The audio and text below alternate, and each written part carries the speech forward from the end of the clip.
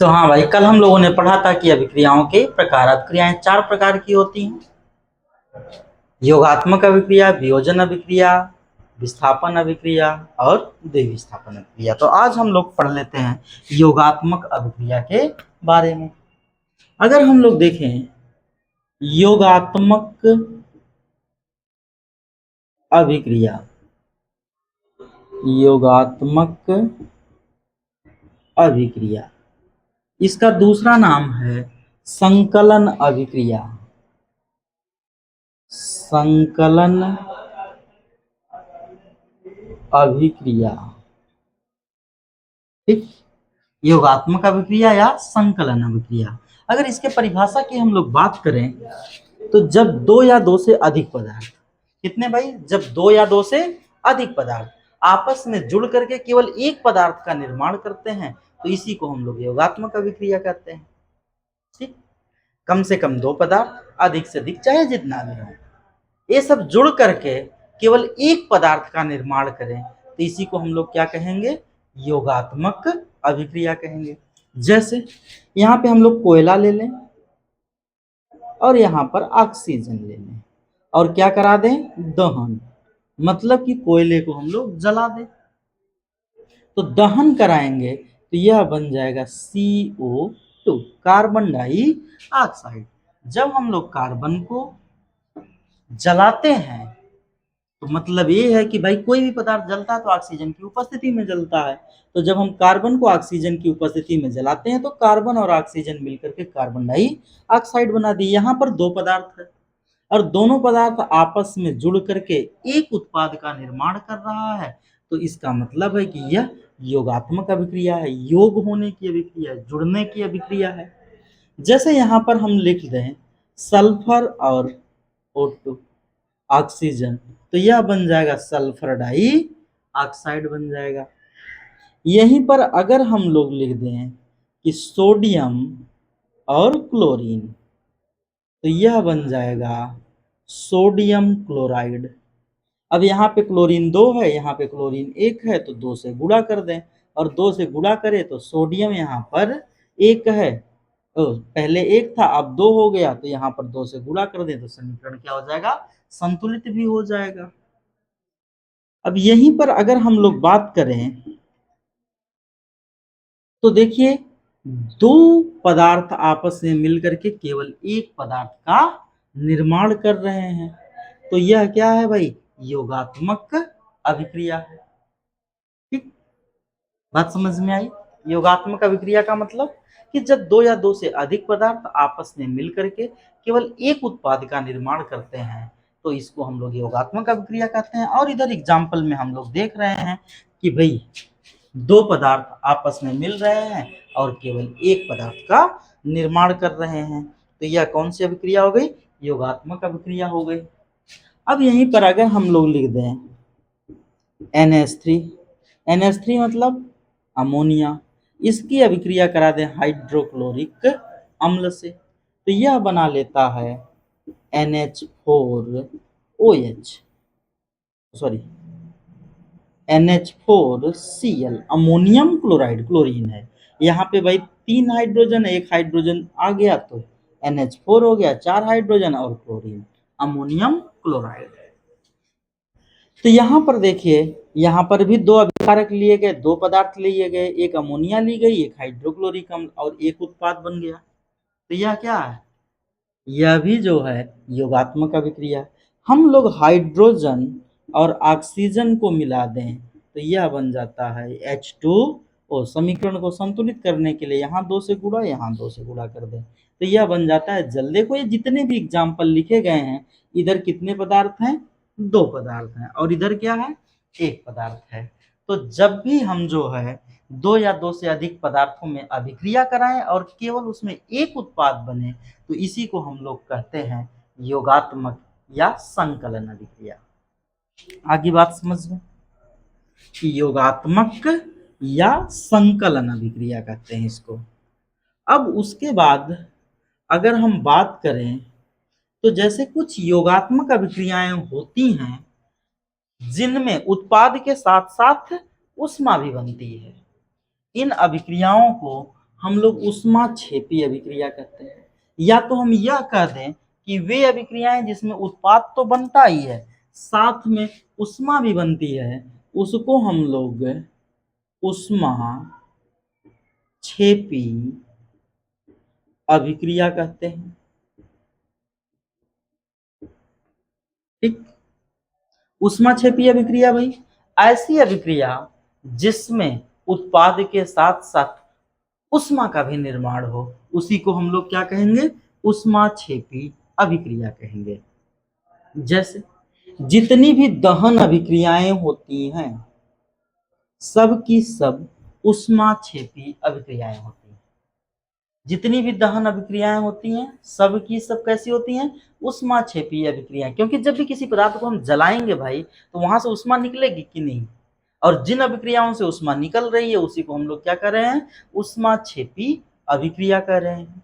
अब देखिए जैसे अभी हम लिखा था कार्बन प्लस ऑक्सीजन, और इसका क्या कर दिया, दहन कर दिया। जब कार्बन को जलाया तो यहाँ पे बना CO2। कार्बन नहीं समझ में आ रहा है, यहाँ पर हम क्या लिख दें, कोयला।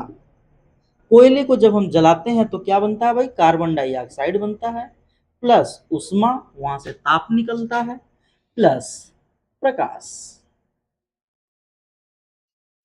कोयले को जलाएंगे तो कुछ उजाला भी तो होगा, कुछ प्रकाश होगा। तो कार्बन डाइऑक्साइड निकला, ऊष्मा निकली और प्रकाश। और हम लोग जो पढ़ रहे हैं वह ऊष्मा छेपी अभिक्रिया, यानी ऊष्मा के निकलने वाली अभिक्रिया, ऐसी अभिक्रिया जिसमें ऊष्मा निकलती हो। तो यहाँ पर भाई ऊष्मा निकली है, इसलिए यह अभिक्रिया कैसी हो गई, ऊष्मा छेपी अभिक्रिया हो गई। लगता है कि मोबाइल हमारी जो थोड़ी सी टेढ़ी सेट हो गई है, जिसके कारण ये तिरछा दिख रहा है। अब दूसरा हम लोग ले लेते हैं मेथेन, CH4। इसको क्या कहते हैं भाई, मेथेन कहते हैं। इसको अगर हम जला दें, इसका हम लोग दहन करें, तो जब हम लोग मेथेन को जलाते हैं तो इस कार्बन के साथ ऑक्सीजन मिलकर के कार्बन डाइऑक्साइड बना लेता है, और हाइड्रोजन ऑक्सीजन के साथ मिलकर के जल बना लेता है। प्लस जब जलेगा तो ऊष्मा निकलेगी प्लस प्रकाश। ठीक, तो यहां पर भी ऊष्मा निकल गई, तो यह भी क्या है, ऊष्मा छेपी अभिक्रिया है। अब देखो ये कोई जरूरी नहीं कि दहन अभिक्रिया ही ऊष्माक्षेपी अभिक्रिया होती है, इसके अलावा भी कुछ अभिक्रियाएं ऊष्माक्षेपी अभिक्रियाएं होती हैं। जैसे हम लोग बिना बुझा चूना लेके आए, CaO, यह क्या है, बिना बुझा चूना। अब इसको ला करके हम लोग जल में डाल दें, जब जल में डालेंगे तो यह उबलने सा लगता है। ठीक, जैसे ही जल में हम लोग चूना पत्थर डालते हैं या बिना बुझा हुआ चूना डालते हैं तो धीरे धीरे जल गर्म होने लगता है, यानी कि उसमें से ऊष्मा निकल रही, तभी तो गर्म हो रहा है। तो यह कैल्शियम ऑक्साइड को जब हम जल में डालते हैं, कैल्शियम ऑक्साइड जिसको बिना बुझा चूना कहते हैं, जब इसको जल में डालते हैं तो यह बना लेता है CaOH का ट्वाइस, यानी कि बुझा चूना बना लेता है, बुझा हुआ चूना बना लेता है। इसको कैल्शियम ऑक्साइड कहते हैं और बुझे चूने को कैल्शियम हाइड्रोक्साइड कहते हैं। प्लस यहां से क्या निकलती है भाई, ऊष्मा निकलती है। ठीक, तो अब यह देख लीजिए कि जब हम लोग कोयले को जलाए तो ऊष्मा निकली, मेथेन को जलाए तो ऊष्मा निकली, बिना बुझे चूने को जब हम पानी में डाले तो यह बुझा हुआ चूना बन गया, लेकिन साथ में क्या निकली, ऊष्मा निकली। तो यह अभिक्रिया किसकी हो गई, ऊष्माक्षेपी अभिक्रिया हो गई। ऐसी अभिक्रिया हो गई जिसमें अभिक्रिया के दौरान उत्पाद तो बन ही रहा है, लेकिन उत्पाद के साथ साथ ऊष्मा भी बन रही है या ऊष्मा निकल रही है। तो जब ऊष्मा निकल रही है तो ऐसी अभिक्रियाओं को क्या कहा जाएगा, ऊष्मा निकलने वाली अभिक्रिया, अर्थात विज्ञान की भाषा में कहा जाए तो ऊष्माक्षेपी अभिक्रिया। ठीक, ये दोनों अभिक्रियाएं समझ में आ गई कि ऊष्माक्षेपी अभिक्रिया किसको कहते हैं, जिसमें उत्पाद के साथ साथ ऊष्मा भी बन रही हो, उसको ऊष्माक्षेपी अभिक्रिया कहते हैं। एक दूसरी अभिक्रिया होती है जिसको उष्मा शोषी अभिक्रिया कहते हैं। मतलब यह कि अभी जो हम लोग अभिक्रिया पढ़े हैं इसमें तो यह पढ़ा गया कि वे अभिक्रियाएं जिसमें ऊष्मा निकल रही हो या ऊष्मा बन रही हो उसको क्या कहते हैं, ऊष्मा छेपी अभिक्रिया। अगर हम लोग कहें कि ऊष्मा शोषी अभिक्रिया, ऐसी अभिक्रिया जिसको संपन्न होने में ऊष्मा की आवश्यकता होती है उसको हम लोग ऊष्मा शोषी अभिक्रिया कहते हैं। यानी कि इसमें अभिकारक प्लस ऊष्मा और अभिक्रिया के बाद क्या बनेगा, उत्पाद बनेगा। जबकि इसके पहले जो हम लोगों ने पढ़ा था उसमें क्या था, अभिकारक,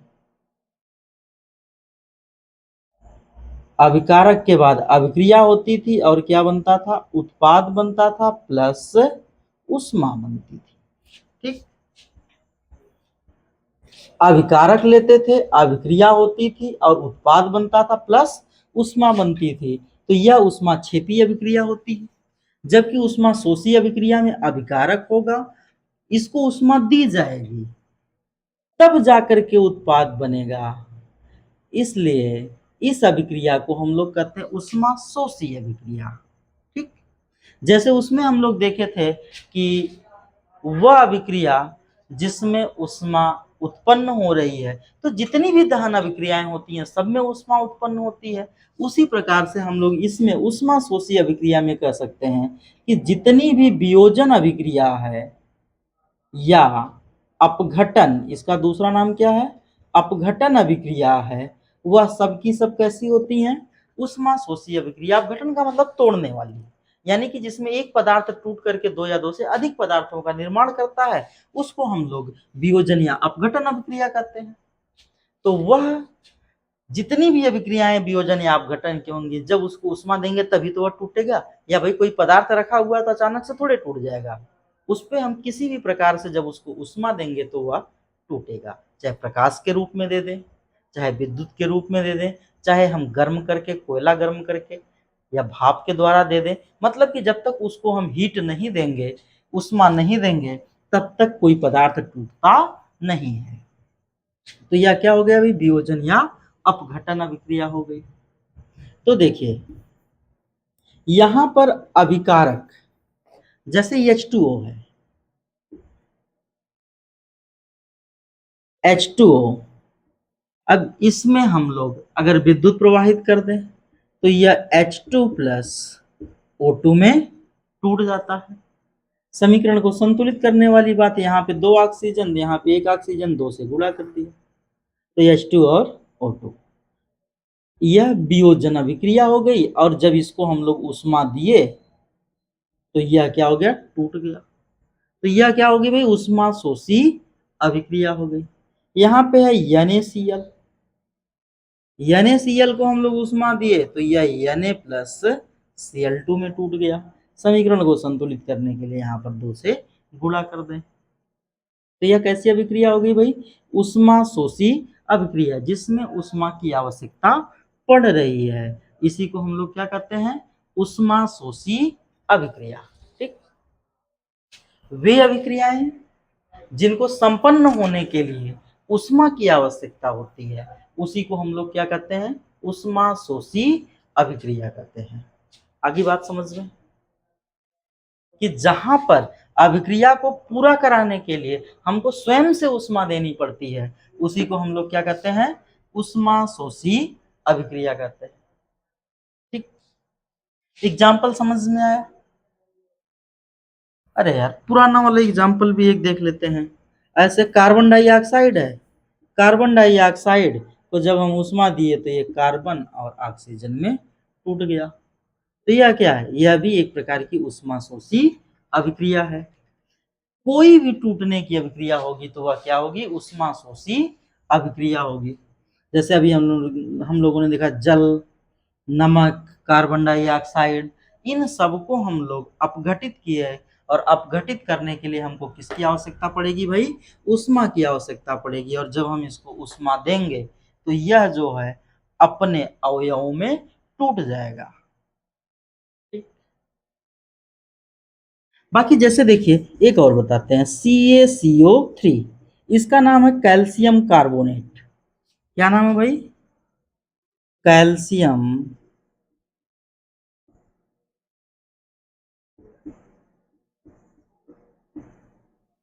कार्बोनेट।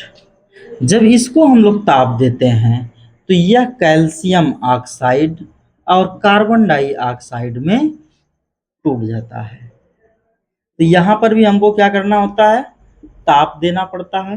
ये जो त्रिभुज का निशान हम बना रहे हैं इसको हम लोग पढ़ते हैं डेल्टा। और जब यह किसी तीर के निशान यानी अभिक्रिया के निशान के ऊपर होता है तो इसका मतलब होता है उसको गर्म करना, ताप देना। ठीक। तो कैल्शियम कार्बोनेट को जब हम लोग गर्म करते हैं तो यह कैल्शियम ऑक्साइड और कार्बन डाइऑक्साइड में टूट जाता है, यानी कि यहाँ पर भी ऊष्मा देनी पड़ी। तो ये सारी अभिक्रियाएं कौन सी हो गई भाई? ऊष्मा शोषी अभिक्रियाएं। ठीक। अब जैसे कैटेगरी में हमने आपको बताया था कि चार ही प्रकार की अभिक्रियाएं होती हैं, जिसमें जो है पहला योगात्मक अभिक्रिया, दूसरा वियोजन अभिक्रिया, तीसरा विस्थापन अभिक्रिया, चौथा द्विविस्थापन अभिक्रिया। अभिक्रियाओं के प्रकार यही होते हैं, लेकिन इन अभिक्रियाओं के प्रकारों में भी कुछ विशेष प्रकार की अभिक्रियाएं होती हैं। अब जैसे देखिए ये है वियोजन अभिक्रिया, लेकिन इसमें ऊष्मा लिया जा रहा है तो इसको हम ऊष्मा शोषी अभिक्रिया पढ़ लेंगे। उधर हम लोग जैसे यहाँ पे पढ़े थे कार्बन प्लस ऑक्सीजन, यह हो गया कार्बन डाइऑक्साइड, यह है योगात्मक अभिक्रिया, लेकिन साथ में क्या निकल रही है? ऊष्मा निकल रही है, तो इसलिए हम लोग इसको ऊष्मा शोषी अभिक्रिया कह देते थे। और यहाँ पे ऊष्मा ग्रहण की जा रही है तो इसलिए इसको हम लोग क्या कह दे रहे हैं? ऊष्मा शोषी, सॉरी इसको ऊष्मा क्षेपी अभिक्रिया कहते थे, तो इसको क्या कह देते हैं? ऊष्मा शोषी अभिक्रिया। मतलब कि यही जो है योगात्मक अभिक्रिया है, अपघटन अभिक्रिया है। यहाँ पे विस्थापन और द्विविस्थापन होगा, लेकिन इन विस्थापन द्विविस्थापन योगात्मक और अपघटन के साथ साथ कुछ विशेष गुण के कारण हम कुछ अभिक्रियाओं को अलग से भी पढ़ लेंगे। जैसे अभी दो अभिक्रिया हम लोगों ने पढ़ा कि ऊष्मा क्षेपी अभिक्रिया और ऊष्मा शोषी अभिक्रिया। तो आज हम लोगों ने तीन चीजें पढ़ी। पहला पढ़ा हम लोगों ने योगात्मक अभिक्रिया, जब दो या दो से अधिक पदार्थों के बीच में अभिक्रिया कराई जाए या क्रिया कराई जाए तो वह केवल एक उत्पाद बनाता है, ऐसी अभिक्रियाओं को हम लोग योगात्मक या संकलन अभिक्रिया कहते हैं। मतलब दो या दो से अधिक पदार्थों से मिलकर यदि एक पदार्थ बन रहा है तो यह जो होने वाली क्रिया है यह योगात्मक या संकलन अभिक्रिया कहलाएगी।